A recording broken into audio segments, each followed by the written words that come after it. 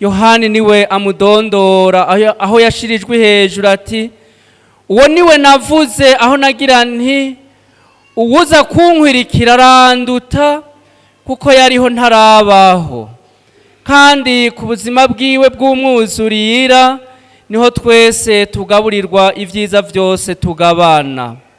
Nkako ibwirizwa twarishikirijwe na Musa, ingingo n'ukuri navyo vyazanywe na Yesu Kristu.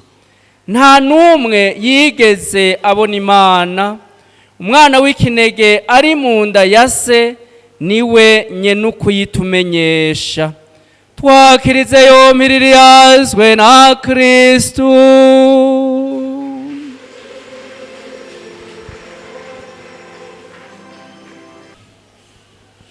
Ntore z'Imana, bakristu bavukanyi bene wacu, dukoranijwe n'agahimbare n'akanyamuneza kenshi kuri uyu munsi w'ukwigina ivuka ry'umukama wacu Yesu Kristu.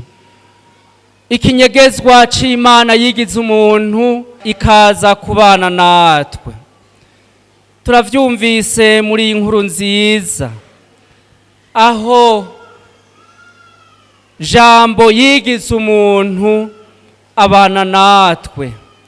Twarabonye ubuninahazwa bwiwe, ubuninahazwa yahawe na se kuko ari we mwana w'ikinege yuzuye ingingo n'ukuri. Uwo niwe yaje araheza atuzanira amahoro, atuzanira urukundo, arudukomezamwo kugira ngo rudufashe kubana neza ngaha ku isi. Tukumva ingene muri iri kete ryandikiwe Abahebreyi batubwira ingene Imana yadushikirije ijambo kuva kera iciye kuri aba bahanuzi. Twumvise Yesaya yabuye ati ese ingene biryoshe hejisho kubona abahanuzi baduze imirambi n'iyindi bagiye kumenyesha urukiza rw'Imana. Ariko muri iyi minsi y'imperuka naho urwo rukiza, ayo mahoro, ubwo bwiza twagabanye kandi n'ubu tubandanya tugabana vyaciye ku mwana w'Imana, umwana wayo w'ikinege ariwe Yesu Kristu.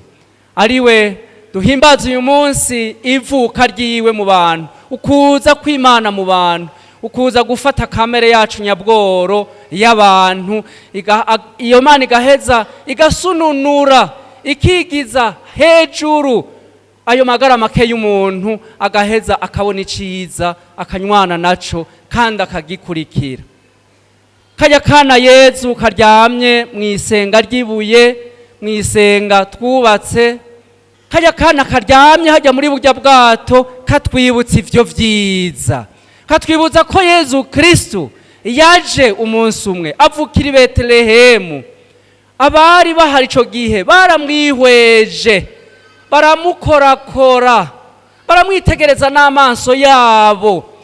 Mbere niho baca bagira bati ico twihweje, ico twiboneye n'amaso yacu, ico twikorakoreye n'iminwe yacu, nico tuje kubayagira no kubabwira kugira ngo akanyamuneza kanyu kuzure gasesekare. Ese ingene biryoshe kubona abantu baza kwigisha uwo jambo yamyeho, yamye ari Imana kandi ari hagati yacu atuzaniye amahoro. Jambo yarigize umuntu abana natwe. Turakengurutse gose rero abantu mwese mwavuye mu mihingo yose hirya no hino, muje ngo dusangirire ijambo kandi muje kuryakira kugira ngo murishikane hiyo iyo muba, mubabwire, mubayagira amahoro umwana Yesu yatuzaniye, mubayagira ubutungane, mubayagira urukundo Yesu Kristu yatuzaniye mu kuvuka muri twebwe no gufata kamere yacu y'abantu. Ingorane dufise mu buzima bwacu bwa minsi yose arazizi, tuzimuture, tuzimuhereze, azoheza rero azidukize. Nitwemera koko yuko tuzomusabana ukwemera, azozidukiza. Noneho turi mu nzira y'ukuzikira.